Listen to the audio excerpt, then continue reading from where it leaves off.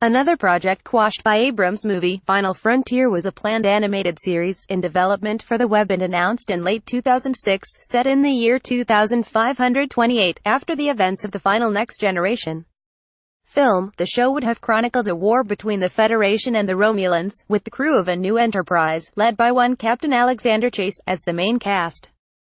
CBS expressed interest over the proposed series, but like Federation, it came to nothing. Once Abrams started work on his Chris Pine, Zachary Quinto starring reboot. 5. Assignment, Earth. Copyright Paramount Television, CBS Television. The final episode of the original Trek's second season introduced Gary 7, Robert Lansing, an alien from the 24th century sent back in time to protect Earth's history from outside interference. This episode, what's known in the business as a backdoor pilot, was intended to set up a spin-off featuring Seven called Assignment, Earth.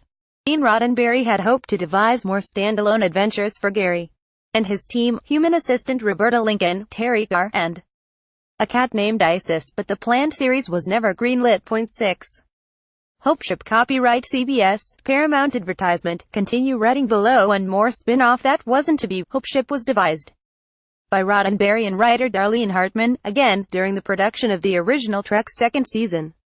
The show would have played like a Trek medical drama, charting the voyages of a Federation hospital vessel.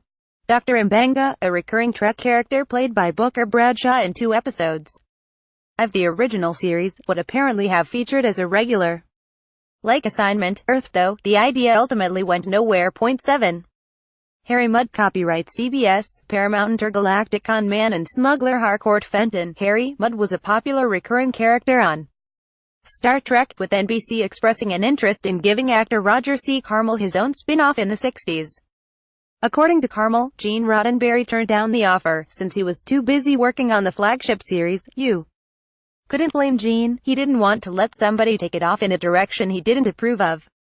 Since he didn't have time to handle it all, the Mudd series project died. The character did eventually get a second life, of sorts, with Rainn Wilson replacing the late Carmel in recent episodes of Star Trek Discovery. 8. Star Trek Excelsior. Copyright Paramount Pictures. Ever since George Takei Sulu was given his own command, the USS Excelsior, in 1991. Film Star Trek VI, The Undiscovered Country, fans have been campaigning for the character to get his own spin-off. Takei was willing to bring the idea to Paramount, but there was apparently little interest. There was a huge following for it, he later vented.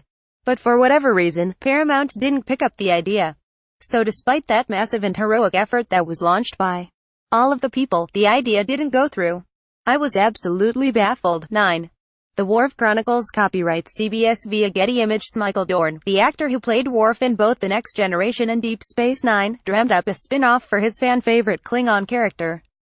I think he's a character that hasn't been fully developed and hasn't been fully realized, Dorn told Star Trek News in 2012. Once I started thinking about it, it became obvious to me that I wanted to at least put it out there, which I have, and the response has been pretty amazing. We've been contacted by different individuals, I can't say who and all that, about wanting to come on board. 3 years later, and Dorn insisted that the announcement of Star Trek Discovery was probably the nail in the coffin for the project. Poor Worf, denied yet again. Want up to the minute entertainment and tech news?